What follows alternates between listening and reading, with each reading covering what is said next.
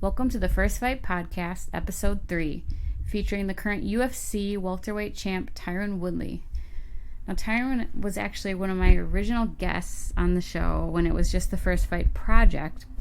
A few years back when I first started it, it originally was YouTube video interviews. So you can actually go to my channel, the First Fight Podcast. You take a look at all my old interviews. You can also head there in the future. I'm going to be putting up all my podcast episodes as well. So take a look at that.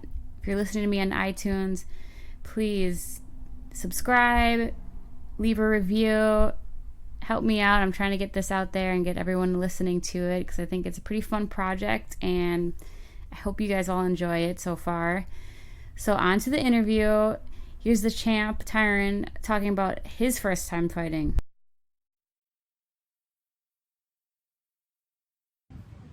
Well, this is Tyron, the chosen one, Woodley here. We're going to talk about my first fight. My first fight happened December 15th, 2005. The reason why I took the fight is I was wrestling coaching at University of Missouri. I wrapped up my career there. I'm still competing in wrestling with the guys every day, so I was in really good shape. And I watched the Ultimate Fighter show. I seen guys like Rashad Evans who were, wrestled at Michigan State.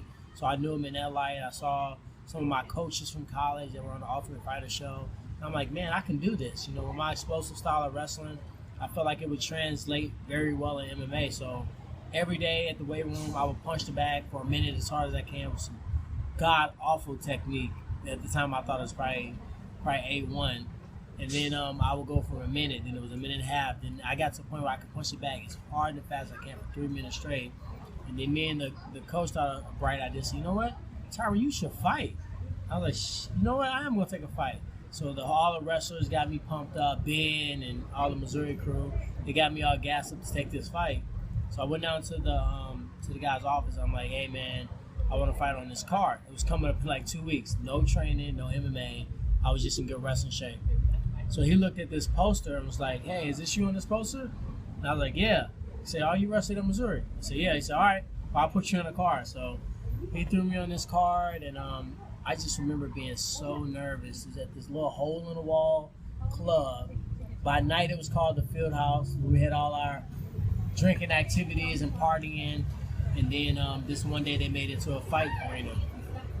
So I remember it being super smoky in there. I'm like, how are we supposed to be athletes in the smoke-infested fucking bar? And we were at the top, so all the smoke was traveling to the top. So I was nervous. My stomach was bubbling. I had just bought these really, you remember those super thin Century gloves that are like should be illegal? I had some like top contender gloves, and I was so excited because I thought they were illegal. I'm like, I'm gonna knock somebody out with these. They're like super flat. So long story short, I was in the weigh-ins and I was so nervous. I felt like I had to crap on myself. And I'm like, why the hell am I so nervous? I've been wrestling my whole life. Then it dawned on me, it's a chance this person can punch me, can choke me, can break my arm. I'm supposed to dominate this guy, and he can actually look good against me, or I can lose. So I had a lot at stake, and I had a lot to lose. So during the weigh-ins, I was extremely nervous. But on fight day, I really felt kind of creepy. Like I felt like I could kill somebody with my bare hands. I felt like, I was like enraged and I was like ready to fight. My mom was like, why are you doing this? What's going on? You're a college coach. Is there something you want to talk to me about? Everybody thought I was having like some identity crisis. But, I just wanted to check it out. I was like, you know what? I want to just see if I can do it. I went out there. I remember looking across the cage. My eyes was all freaking looking demonic. The guy came up, we touched gloves. And I swung at him so hard. Like his hair almost peeled off his scalp just from the air. So I swung at him, missed. He tried to take me down. I'm like, dumbass. I'm a NCAA Big 12 champion, 2-time All-American. So I had just learned this choke. It's called a five-finger guillotine. I just learned that the day before, just randomly in a practice. So I locked him up in this guillotine. I choked him out, and they stopped the fight, and I was so pumped up. I still have pictures of it. And I don't remember. He was trying to shake my hand. I was like nudging him off. I don't remember what the referee said. I don't remember people calling my name. I was just in this complete tunnel vision zone. It was like 20 seconds. It was like... In the first round. 20 seconds. I was really wanting to see what it felt like. And I was like, man, shit, I didn't even get to see what it felt like. Then I did a couple extra fights, and I had like 6 or 7 fights that were like 20, 30, 40, 50 seconds, and then before I knew it, I was in a career in mixed martial arts. Now, I asked Ben the same question. After you had competed in MMA the first time, were you sold on it right away, or did it take you time to really discover that you wanted a career in it? I wasn't really sold on it yet, because I originally started mixed martial arts just to see if I wanted to do it, just to see if I would be good at it. And then I figured out pretty quickly that I had some legitimate power. I threatened a lot of people with wrestling, so I knew they had to think about that.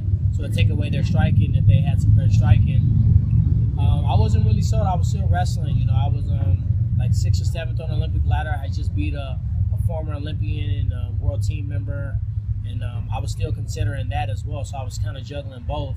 So I wasn't 100% sold just yet.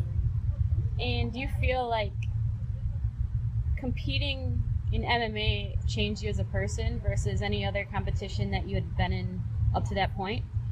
Mixed martial arts definitely changed me as a person. There's no other sport on earth that encompasses so many different things in life. In baseball, you can't really draw from the same type of emotion that you can draw from MMA. Like when you're training, when you're running, when you're doing things that you ask yourself, why am I doing this, or is this overkill?